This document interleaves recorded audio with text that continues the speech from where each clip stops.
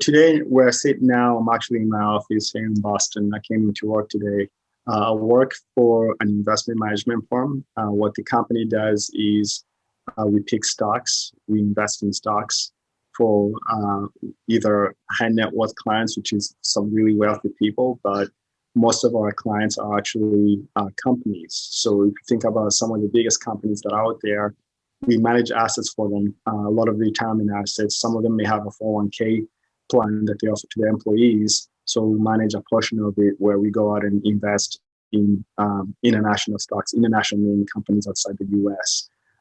We manage money for, we don't necessarily manage money for CalPERS, but we manage money for entities or CAL stores.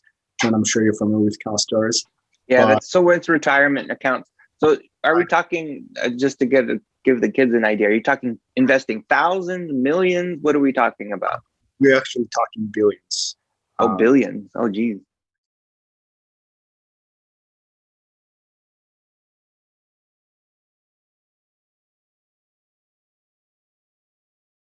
He's one of my good friends we met in high school. And so he went to Whittier High, and he's in investment finance, I guess you could say. And I'm really glad he's able to take the time to speak with us. And what I was hoping to get a little bit out of it, Bernard, was a little bit about what it was like coming from another country, which I did also when I was 7. I moved from Canada.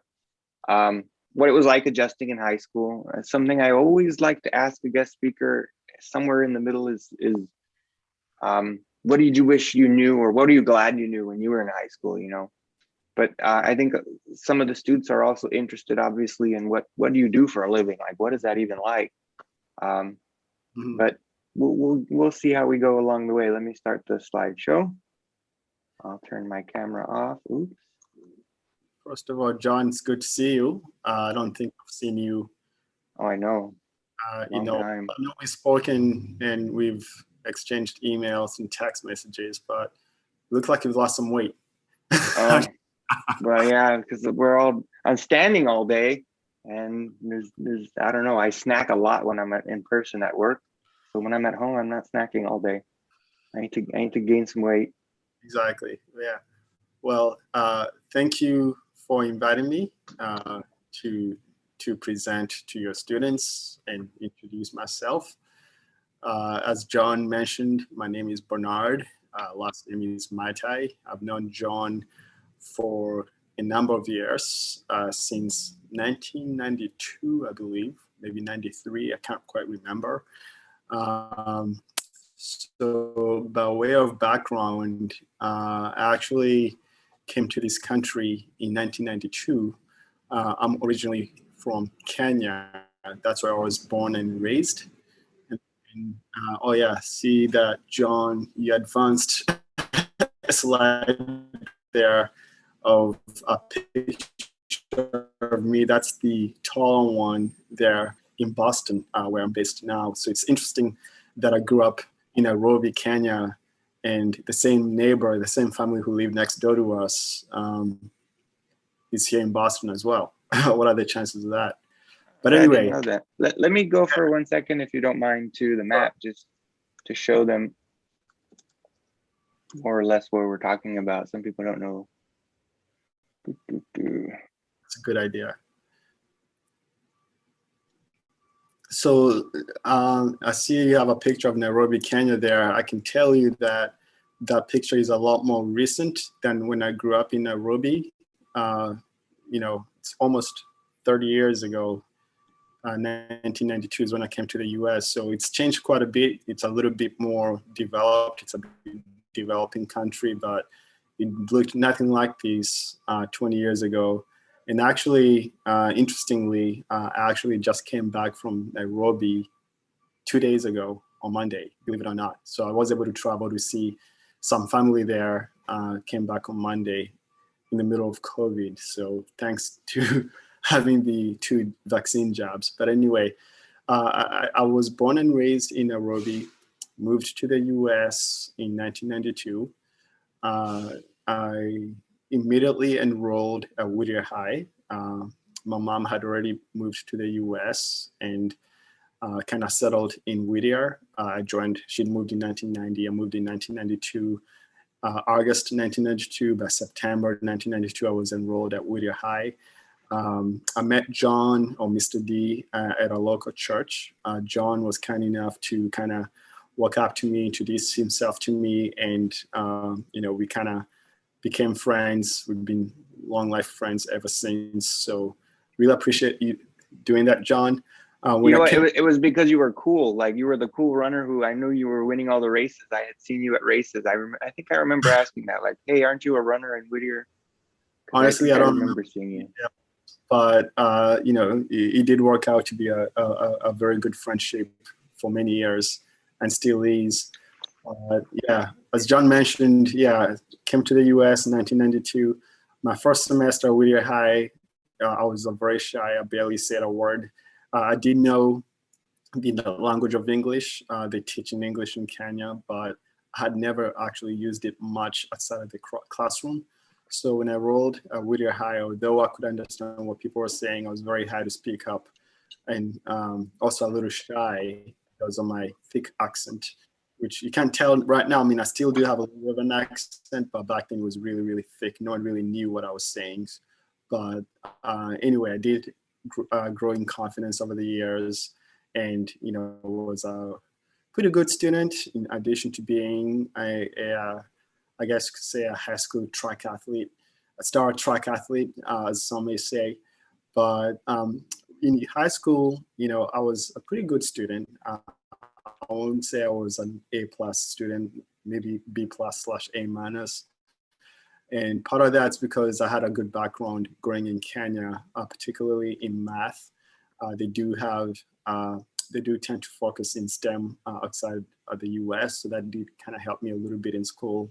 I did very well in my math courses. However, didn't do very well in English just because I was stubborn and I didn't want to change the way people spell color.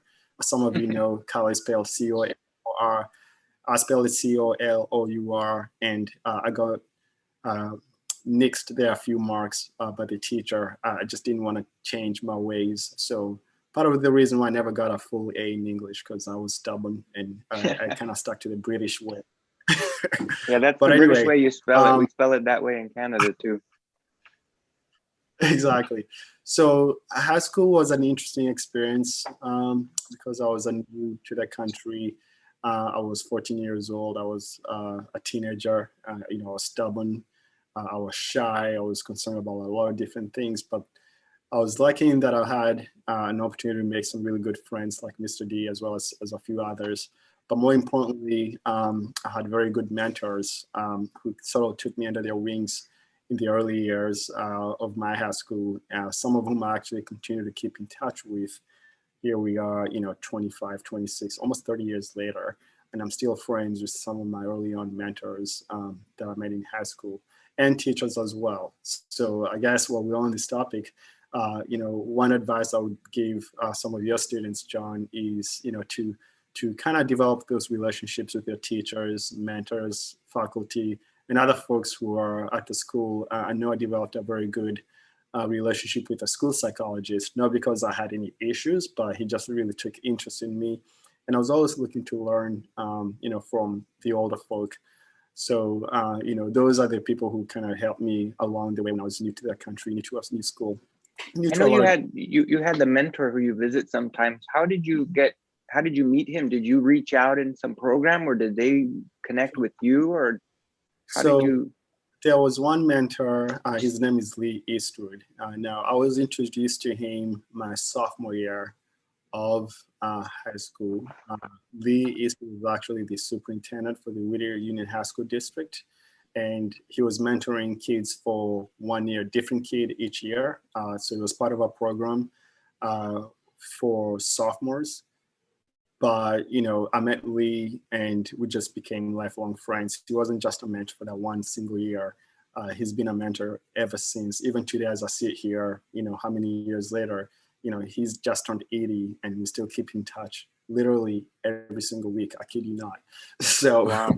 So, it's people. That's like great. I know, like with my coach too. I think you're probably close with your coach as well. So sometimes for me also, I think my friend who's my mentor. I would consider my mentor, Mr. Cotton. So I just happened to accidentally meet him because I joined ASB and he was my age. So sometimes we seek out mentors. Sometimes you accidentally get a mentor. Other times they seek you out. So, but yeah, it's a great advice that mentors are something that lifelong. Exactly. Yeah, they've turned into lifelong friendships, and also they still mentor me in a few areas. Having a work issue, sometimes I do go to them and they give me advice, given that they're older and obviously experienced, and they've probably come across an issue that I have as well. So I know you advanced the slide. This is a picture of me in Kenya. That's a picture of me, my dad and family, my dad, my mom, and my brother. I think this is around 1989 or 1990. So Are you the one on the right more? I'm the one next to my dad. Yeah. The one on the left is my older brother. You can see we're wearing our pajamas. So we used to kind of go to school, come back home, take a bath, wear our pajamas, have dinner, spend a little bit of family time watching TV before we head out to bed. So, when I was in Kenya, I always wanted to be a pilot. Always wanted to be a pilot. Reason being, I wanted to travel the world. So the picture you're seeing here is long before I ever knew I was going to come to the US. So you can see I'm very focused there, looking at the TV, not even looking at the camera. But, if there's one thing I wish I knew then that I know now, that's a really difficult question. I probably should have prepared for this.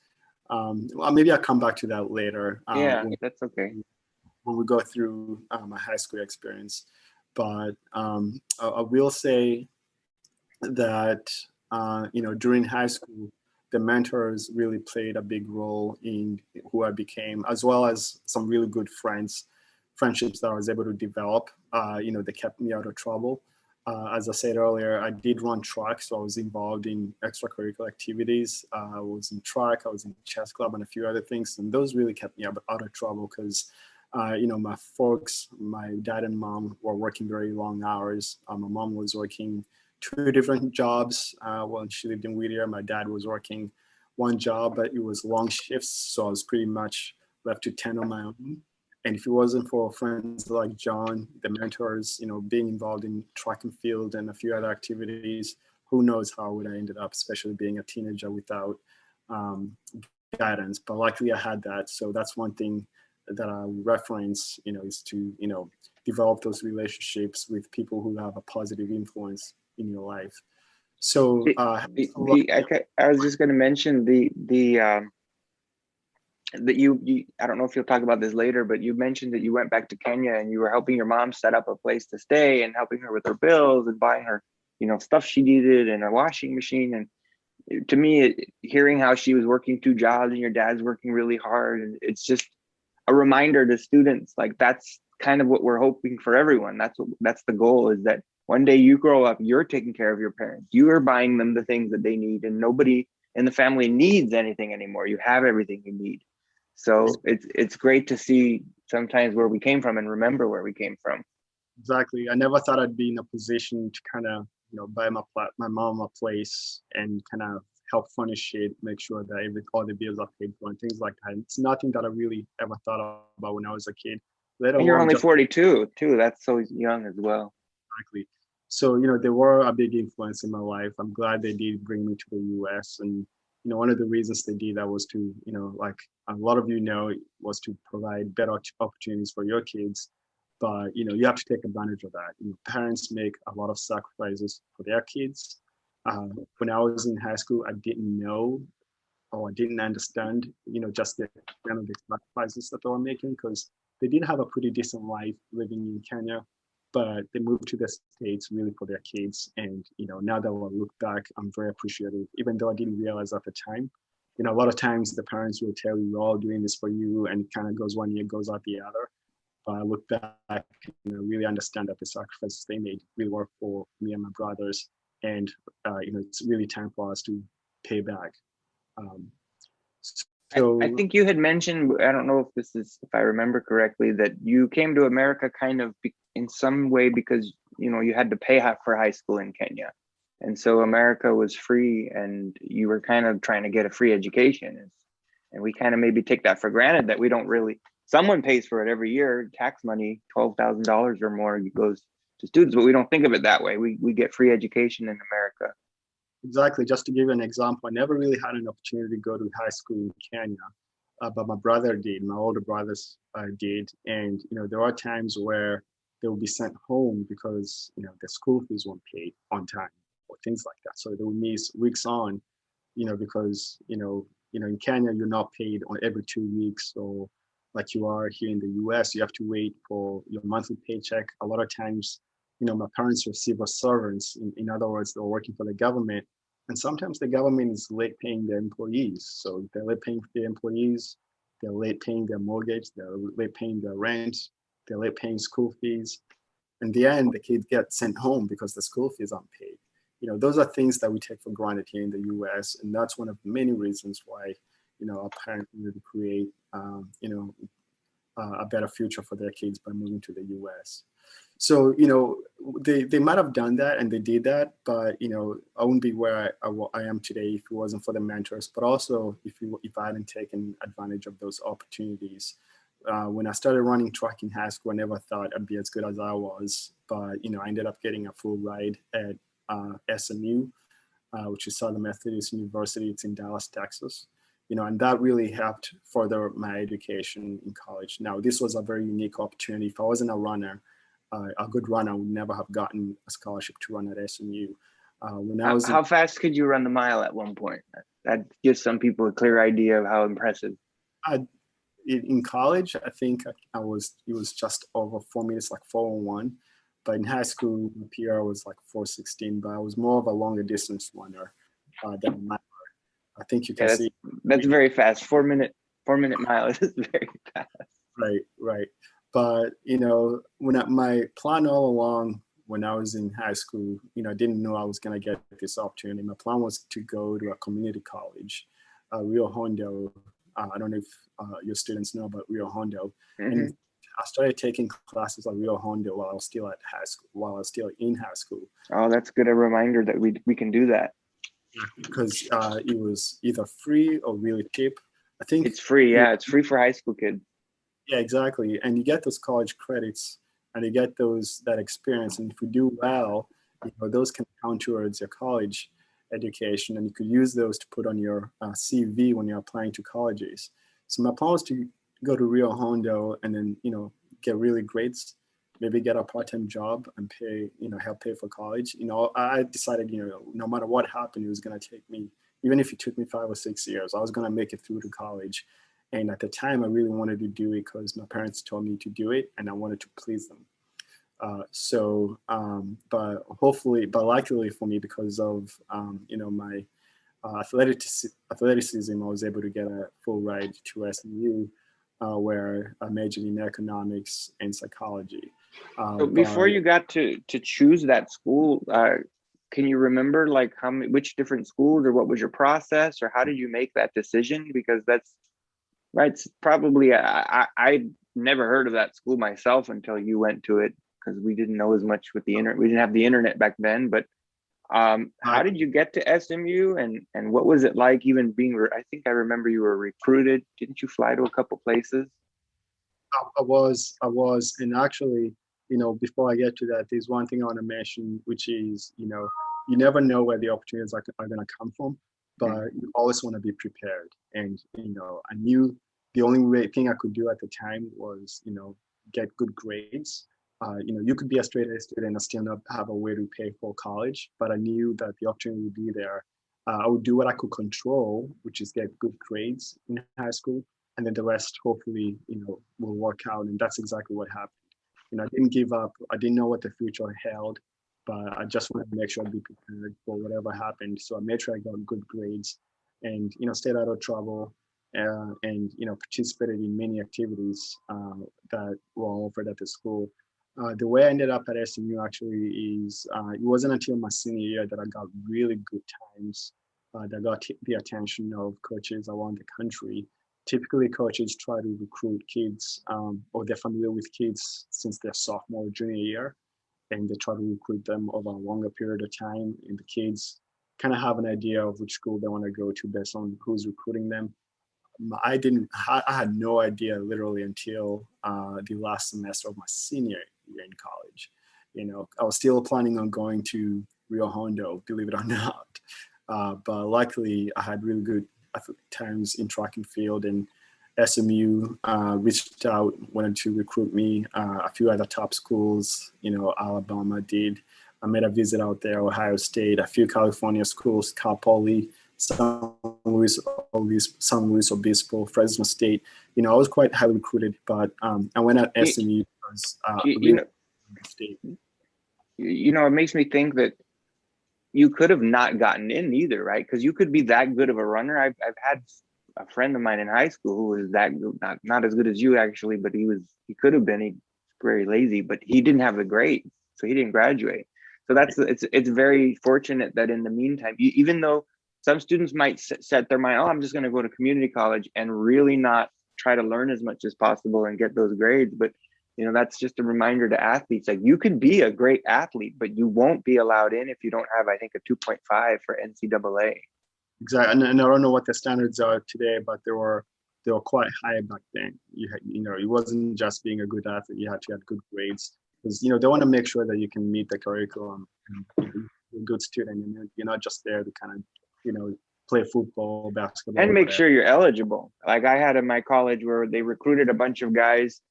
They basically redid the entire basketball team, and then by the time basketball season came, half the team was ineligible because they didn't make grades. So they can't give you a scholarship not knowing they can rely on you to make the grades. Exactly. So I ended up at SMU eventually because it was a small school. It was a private school. They had really good academic program.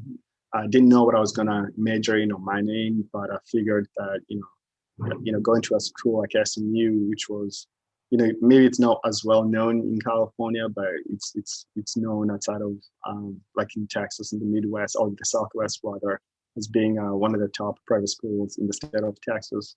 The reason I ended up going there is because one, they offered me the most money, a full ride, and also it gave me an opportunity to kind of leave the state. I always wanted to travel and live in different places. And I figured, hey, Texas is a big state. It's a good school. I'm going to go give it a try. And I'm lucky that worked out for me for 4 years. So I ended up. I'm sure coming to America was a culture shock. Was it a culture shock to go from California to Dallas? Was it very different? You know what? It was a little bit of a culture shock. I want to give a story. Maybe I don't know if I should give this story or not, but I did have one of my teachers at Whittier High tell me, hey, if you go to Texas, if you go to Dallas, make sure you're always wearing something that says SMU on it because you just never know who you're going to run into. And I will tell you this, I never had one negative experience while I was in Dallas, Texas, being a Black person. Not to say that that's the experience that everyone else has had, but I've had more, I actually had more in California and here where I live in Massachusetts than I did in Texas. Don't ask me why. I don't know why, but I went there expecting you because this teacher scared the hell out of me. But yeah, I've heard people say the same thing, that they're very racist in Texas. I guess that's not always the case. Not always. Maybe because it was in a big city. Dallas is a big city. It's more diverse. But I went there expecting some of that, but never happened. Which I look back and I'm like, what, that's really interesting. So don't be shy going to other places, traveling other places because, you're worried about how people are going to treat you. The fact of the matter is, if you're a decent person and you do the right things, you're not going to come across that as much. There's always the few people who like to start things up. But, like I said, I went to there expecting it never happened. So I was going to make another comment, but I forgot. But anyway, I don't know how much time we have, John, but I'll move on. We have about 12 minutes. I was going to ask, how did you, because I knew you and I don't think, was business or economics something you had thought about majoring in, or how did you decide on that? Was it something in college you found out about and decided on, or how did you decide on your major? I never knew what economics was. I guess kids these days know a lot more than I did when I was in high school. But I wanted to major in business. And when I went to apply, once I got accepted to USME, I had to apply to get into the business program. And to be honest, I did not get in because even though I had the grades to get into the program, they had a cap on how many people they could let in. I did not get in. But I had one of my counselors say, economics is not that far off from business. And by the way, if you get into the economics department, they allow you to take classes from the business school, even though you're not a part of it. And that's what I ended up doing. Oh, good. I do wish that I had gotten more guidance. This was, my towards the end of my sophomore year in college that I decided to declare um, a major. But if I'd gotten that advice early on, say my freshman year, I would have worked hard to make sure I got into the business program. But that's another advice I would give your students, both while they are in high school and also if they ever make it to college. Talk to your advisors, academic advisors, as frequently as possible. Your counselors in high school, your academic advisors in college, because at a school like SMU, it wasn't a very big school. I think they had 10,000 students, but they only had a handful of academic advisors, and they can tell you things here and there, but you really need to work to develop those relationships with them so they get to know you and get to advise you better. I didn't do a good job of that, mainly because I didn't know, but I'd give your student the advice to form those relationships with the counselors and the academic advisors, because you never know, they could give you some really good advice if you're not just another student. Once they get to know a lot, and opportunities too, that sometimes they give you that because they know you and remember you. So when the opportunity comes, they just think of you and offer it to you more quickly than others. Exactly. And I didn't know this until my senior year. There are classes that I always wanted to get into, but I never could because they're always full. If you develop this relationship with the academic advisors, they'll get you into those classes. They'll call the instructor and ask the instructor to make an exception for you, things like that. They'll vouch for you. That's one thing that I really wish I knew early on. And that's one advice that I'd like to pass on to your students, even while they're in high school. Take advantage of those advisors, your counselors. Take advantage of the academic advisors if you have some in high school. If not, if you go to a community college or even a four-year college, develop those relationships with you, and I guarantee you'll have a much better college experience if you do that. I don't know why sometimes we just resist or don't want help or don't want to. I don't know. It's weird, but like every guest speaker tends to mention that either they were about to fail out of school, then they started getting help and going to office hours, or like you said, like they always wish that they had gotten more involved or had more times they went and reached out. And the other piece of advice I would give your students is, form those relationships, strong relationships with the instructors as well. Your professors in college, they get to see a lot of students, and you want to stand out in front of them. If you stand out in front of them, they're willing to help you out a lot more. And even when it comes down to grading you, if you're on the edge between like a B plus or A minus, if they know you really well, then they're not just going to rely on this course. They'll give it that A minus instead of the B plus, only because you were able to develop the relationship. And maybe they'll know where you have some strengths and weaknesses. Because some of that, not all the grades are 100% quantitative. Some of them are qualitative, and it could bump you up on your GPA a little bit. So that's one. We forget they're human beings too. Like, like an extreme example, like a little kindergartner who sees their teacher at the store. They're like, "Oh my God, the teacher goes to the store," but we forget like they have personalities and interests. Like, so it's not kiss up to them or suck up to them or anything like that. Just be real and get to know them even. And sometimes just great things come from getting to know each other, just in general. And every opportunity we get to know one another, we just learn from each other. Exactly. Yeah, that's great advice. So today, where I sit now, I'm actually in my office here in Boston. I came into work today. I work for an investment management firm. What the company does is we pick stocks, we invest in stocks for either high net worth clients, which is some really wealthy people, but most of our clients are actually companies. So if you think about some of the biggest companies that are out there, we manage assets for them, a lot of retirement assets. Some of them may have a 401k plan that they offer to their employees. So we manage a portion of it where we go out and invest in international stocks, international name companies outside the US. We manage money for, we don't necessarily manage money for CalPERS, but we manage money for similar entities or Cal stores. And I'm sure you're familiar with Cal stores. Yeah, that's so it's retirement accounts. So are we talking, just to give the kids an idea, are you talking investing thousands, millions? What are we talking about? We're actually talking billions. Oh, billions. Oh, geez. So we're very fortunate. Like in total, it's in the billions, but for some of those clients, it's in the tens and hundreds of millions. But I've been at the company where I'm at now, Polaris Capital. This is my 15th year. When we started, it was a very small company. I think I was the fifth or sixth employee.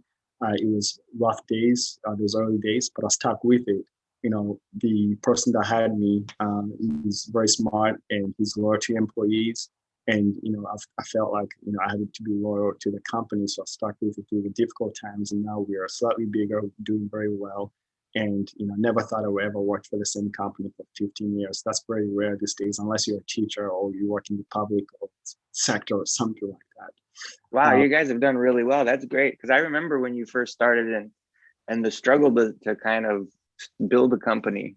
Exactly. So I really like what I do. I'm more on the relationship management side. The best way to describe that is called client service. So I manage our client relationships. What's that done is it's allowed me to travel to a lot of different places, both in the US and outside the US. I said earlier that I always wanted to be a pilot. And the only reason I wanted to be a pilot, believe it or not, wasn't because I wanted to fly planes. It's because I wanted to visit many different countries.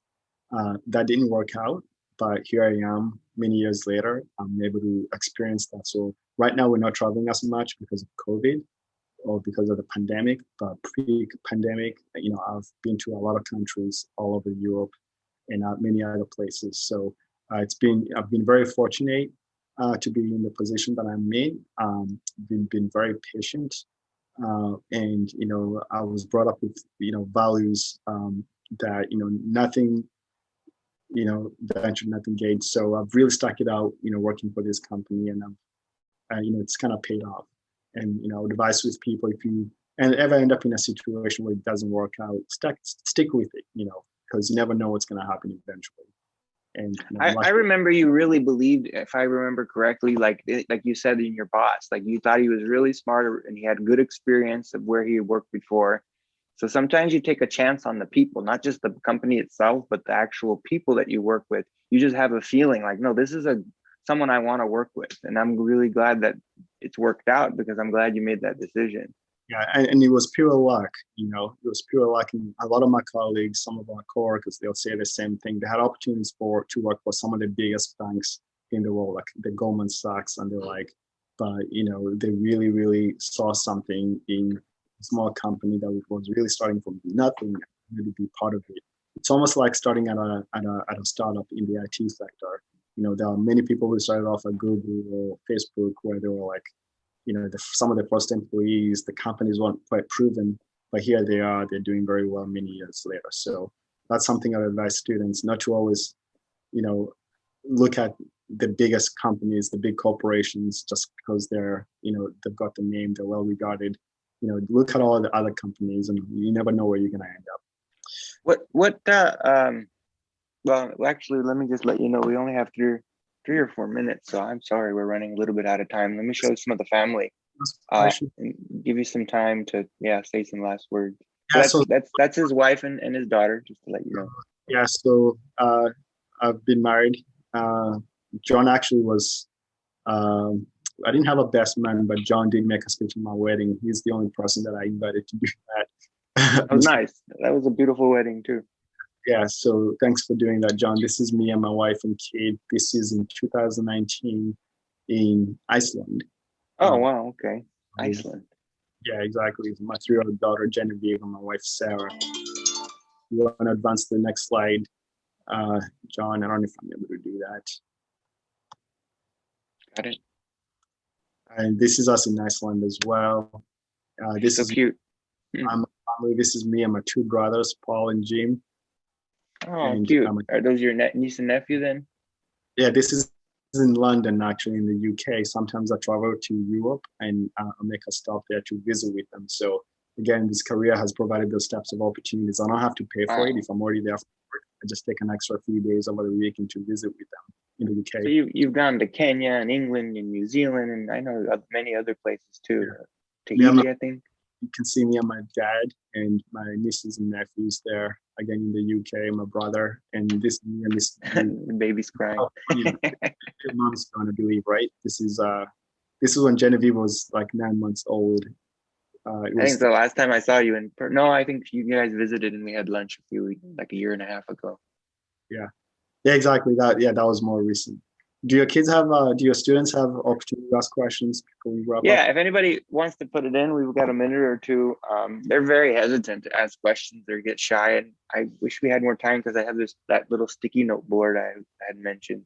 But if Um, you I have, have a quick question. Did you used to also research the stocks and stuff at the beginning or at MetLife, or have you always been with customer relations or however you explained so that was my primary role. I was relationship management, but when relationship I got off management? the company, like I said, I was the fifth or sixth employees, but because we're so few, I got to wear many hats. What that means is I got to do many different things beyond my role. So I did get to participate in stock selection or picking stocks. I did get to participate in trading.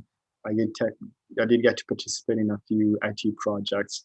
Wearing many hats means I do a lot more than what you're hired to do, and that I did get a lot of experience doing that in my early years. But now that we're bigger, we have more specialized roles. So I'm now focused more on relationship management. Prior to this, actually, I was more of a client service associate. But I've kind of hired people to do that, and I moved on to a more senior role where I oversee the relationships at a much higher level. Do you think you would have ever dreamed like when you were in before you left Kenya or when you first got here, like that you'd be living this life and doing all these things and Uh, have the kind of job you have? Did you ever dream of such a thing? It's pretty I, amazing. I dreamt of it. I never knew how I would end up here, but like I said earlier, always be prepared, and do what you can do. And right now, the one thing that your students can do is be good students. Uh, you know, try to expand their horizons, learn as much as you can. I think it's a lot easier these days to learn, given all the resources that are out there. When it's Like YouTube. when I grew up, it was just textbooks, and it's not fun, but that's where I got all my information. But these days, you could do a lot more. You could even take a programming class online, and that's something that I'm actually doing now myself. Oh I'm trying wow. Python. I don't know what it's going to do for me, but I know that's the future. That's how people are going to communicate in the future. But these are free online classes that are available to anyone. So if your It's a students great are idea. computers, go out there and learn a programming language. It doesn't have to be Python. The opportunities are a lot more out there for students these days, and just take advantage of those because you never know where it's going to lead to. I'll stay on for like another minute for anyone who wants. If any of you all could thank him. If you have a question, put it in the chat. But if anybody wants to stay by and ask, I know we got to go to your next class, but I can be late because I'm in charge to the next class of mine. So if you want to ask a question, go ahead and stick around and ask or put it in the chat. But thank you very much, Mr. Mai Tai. It's really great to hear. Like, it's amazing kind of looking back at where we've come from. It's really something. Yeah, exactly. Again, I'll go back to my advice, and I think you have a group of really good students here. I would encourage them to continue doing what they're doing. I've heard about the AVID program. I think it's a great program. The fact that they're already enrolled in it and participating in it just kind of speaks a lot to the kind of students that they are, and I tell them to keep their head up high even during difficult, when things get tough, because you just never know. Keep working hard. Hard work always pays off. Yeah, it does. Thank you very much. So I'll talk with you later. Yeah, I'll have to be better at being in touch. Yeah. All right. Thanks. If I was a little bit more courageous, I'd do like a midnight flight one day and just go randomly visit you. But yeah. All right. Thanks for having me. Thank you. And everybody, you all take care. Thank you for all the little thank yous in the chat. Thanks a lot. That was really useful. Awesome. Thanks. Bye.